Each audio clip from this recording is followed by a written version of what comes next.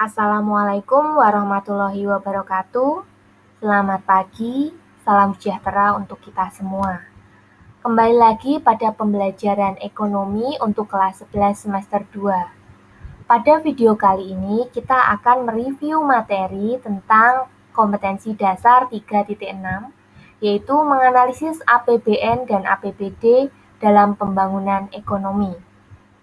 Sebelum memulai kegiatan pembelajaran, terlebih dahulu silakan berdoa menurut agama dan kepercayaan masing-masing sehingga kegiatan pembelajaran pada pagi hari ini dapat berjalan dan materi dapat tersampaikan dengan baik. Let's pray together. Oke, selanjutnya kita harus tahu mengenai pengertian APBN. Dasar merumusan pengertian APBN. Pertama, Undang-Undang Dasar 1945 dalam pasal 23 menjelaskan bahwa APBD atau Anggaran Pendapatan dan Belanja Negara sebagai wujud dari pengelolaan keuangan negara. Kedua, dalam Undang-Undang Nomor 17 Tahun 2003 tentang Keuangan Negara pasal 1 menjelaskan yang dimaksud APBN adalah rencana keuangan tahunan pemerintahan negara yang disetujui oleh Dewan Perwakilan Rakyat. Sehingga dapat diambil kesimpulan APBN adalah suatu daftar yang memuat rincian berbagai sumber pendapatan negara dan jenis-jenis pengeluaran negara dalam satu tahun. Selanjutnya, dasar perumusan pengertian APBD. Kalau APBN itu kan berasal dari pemerintah pusat. Nah, kalau APBN sendiri itu berasal dari pemerintah daerah. Berdasarkan Peraturan Menteri Perdagangan Republik Indonesia Nomor 13 Tahun 2006, APBD adalah rencana keuangan tahunan daerah yang dibahas dan disetujui bersama oleh pemerintah daerah dan DPRD dan ditetapkan dengan peraturan daerah. Selanjutnya, fungsi serta tujuan APBN dan APBD. APBN dan APBD disusun supaya sasaran pembangunan dalam jangka waktu 1 tahun dapat tercapai. Kebayang nggak sih kalau APBN dan APBD tersebut dikorupsi? Apa yang bakal terjadi? Ya tentunya fungsi-fungsi dari APBN dan APBD itu tidak akan berjalan secara maksimal. Selanjutnya, apa sih sebenarnya fungsi dari APBN ataupun APBD? Untuk fungsi APBN maupun APBD itu kurang lebihnya sama, ada 6 fungsi. Yang pertama ada fungsi otorisasi. APBN menjadi dasar untuk melaksanakan pendapatan dan belanja pada tahun yang bersangkutan. Yang kedua ada fungsi perencanaan. APBN menjadi pedoman bagi manajemen dalam merencanakan kegiatan pada tahun yang bersangkutan. Yang ketiga ada fungsi pengawasan. APBN jadi pedoman untuk menilai kesesuaian atau ketidaksesuaian penyelenggaraan pemerintah negara dengan ketentuan yang telah ditetapkan. Yang keempat, ada fungsi alokasi. APBN harus diarahkan untuk mengurangi pengangguran dan pemborosan sumber daya serta meningkatkan efisiensi dan efektivitas perekonomian atau sebagai penyedia barang publik dalam sektor pembangunan. Selanjutnya ada fungsi distribusi. Kebijakan APBN harus memperhatikan rasa keadilan dan kepatuhan sehingga tidak hanya fokus satu sektor atau daerah saja, sehingga harus merata. Yang terakhir ada fungsi stabilitas. APBN menjadi alat untuk memelihara dan mengupayakan keseimbangan fundamental perekonomian. Itulah 6 fungsi dari APBN atau APBD.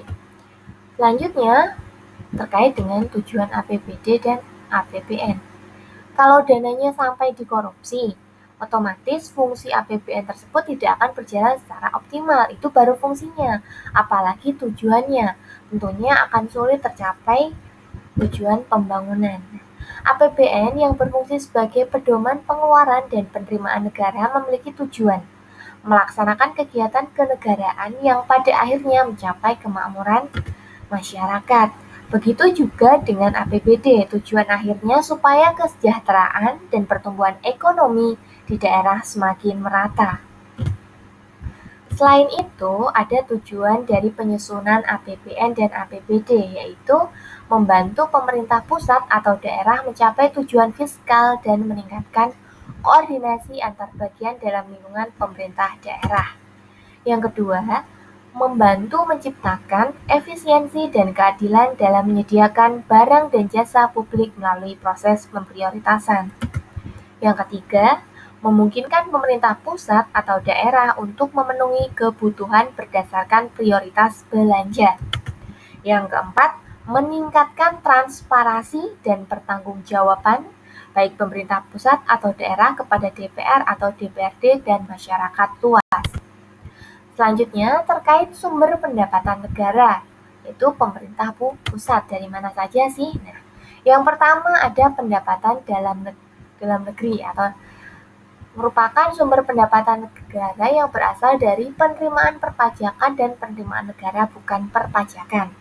Lalu, apa saja sih pendapatan dari perpajakan itu? Dibedakan jadi dua. Yang pertama, pendapatan pajak dari dalam negeri. Ada pendapatan pajak penghasilan, baik migas maupun non-migas, ada PPN, kemudian ada PBB, pendapatan cukai atau tembakau dan alkohol. Yang kedua, pendapatan pajak dari perdagangan internasional berupa biaya impor dan biaya ekspor.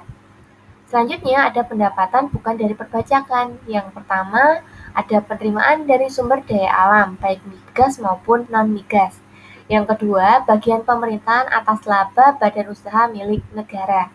Yang ketiga, penerimaan negara bukan pajak lainnya.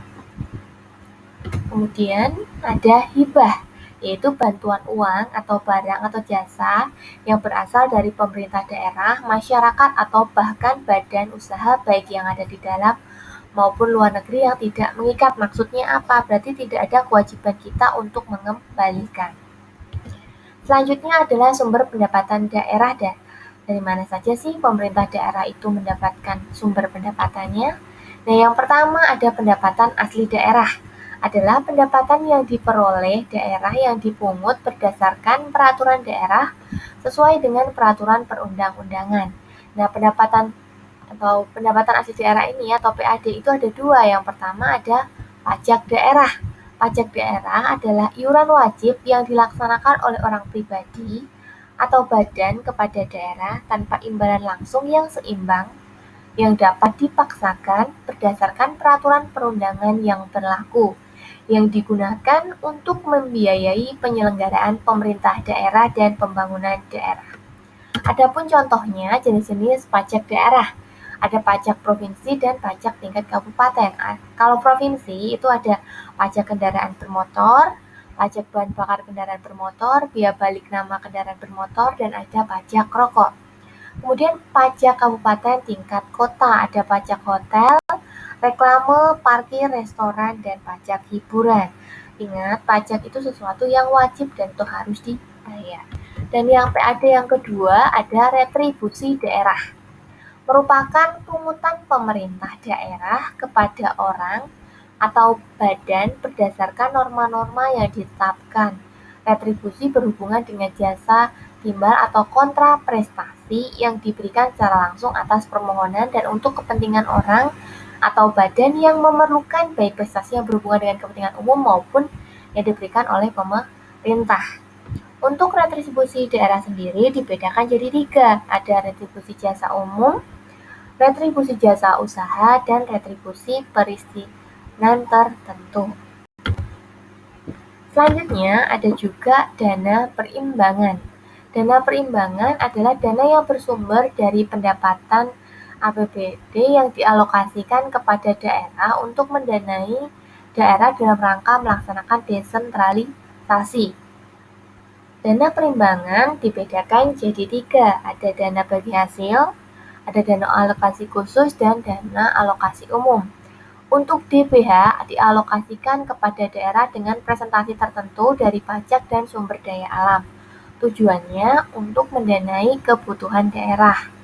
Sedangkan untuk DAK itu bertujuan untuk mendanai kegiatan khusus daerah yang sesuai dengan prioritas nasional. DAK sendiri meliputi bidang pendidikan, kesehatan, infrastruktur, periklanan, kelautan, dan lain-lain. Sedangkan untuk DAU itu tujuannya untuk pemerataan kemampuan keuangan daerah guna membiayai kebutuhan pengeluaran dalam rangka pelaksanaan desentralisasi. Selanjutnya, sumber pendapatan daerah lain itu dari lain-lain pendapatan yang sah dapat bersumber dari pendapatan hibah dan pendapatan darurat. Kemudian yang keempat ada penerimaan pembiayaan yang berasal dari sisa lebih pertambangan anggaran penjualan aset dan investasi daerah pinjaman. Selanjutnya, terkait dengan kalau kita sudah tahu pendapatannya dari mana, tentunya kita harus tahu alokasi pengeluarannya untuk apa saja. Ini skema pengeluaran pemerintah pusat. Bisa dilihat di sini bahwa pengeluaran pemerintah pusat itu ada banyak sekali. Belanja pemerintah pusat itu ada belanja pegawai, belanja barang, belanja modal, pembayaran bunga utang, subsidi baik BPM maupun non-BPM, belanja hibah, belanja sosial, belanja lain-lain, dan belanja tambahan belanja belanja. Kemudian kalau untuk belanja daerah itu meliputi tadi ya dana rimbangan, dana bagi hasil, alokasi umum khusus, dan dana otonomi khusus dan penyesuaian. Selanjutnya skema pengeluaran pemerintah daerah dibagi menjadi 3 menurut fungsinya, menurut jenisnya. Ada belanja pegawai, barang dan jasa, belanja perjalanan dinas, belanja pemeliharaan, belanja lain-lain, belanja modal, belanja bagi hasil dan bantuan keuangan, dan belanja tidak tersangka. Menurut fungsinya ada pelayanan umum, pertahanan, ketertiban dan keamanan, ekonomi, lingkungan hidup, perumahan, dan fasilitas umum, kesehatan, pariwisata dan budaya, agama, pendidikan, dan perlindungan sosial. Sedangkan kalau menurut organisasinya ada pengeluaran untuk kepala daerah dan wakil, sekretaris daerah, ketua dan sekretaris DPRD, dinas daerah, dan lembaga teknis daerah. Nah, kalau kita bicara APBN dan APBD, kita juga akan mengenal yang namanya kebijakan fiskal. Kebijakan fiskal adalah kebijakan pemerintah mengatur penerimaan dan pengeluaran negara untuk mencapai stabilitas ekonomi, kesempatan kerja, pertumbuhan ekonomi yang tinggi, serta keadilan dalam distribusi pendapatan. Kebijakan fiskal dapat dilakukan dengan cara menaikkan pendapatan negara seperti menaikkan tarif pajak, memaksimalkan penerimaan, dan menurunkan belanja negara dengan cara menghemat pengeluaran negara. Lebih lanjut, untuk kebijakan fiskal akan kita pelajari pada materi selanjutnya terkait tentang apabila suatu kondisi perekonomian itu mengalami inflasi maupun deflasi. Tentunya kebijakan fiskal ini akan berperan. Nah, selanjutnya sebelum kita belajar mengenai penyusunan APBN dan APBD, kita harus tahu nih prinsip penyusunan APBN dan APBD. Ada 4. Yang pertama ada anggaran seimbang. Dalam anggaran seimbang, APBN dan APBD ini disusun dengan pendapatan totalnya itu sama atau seimbang dengan pengeluaran totalnya.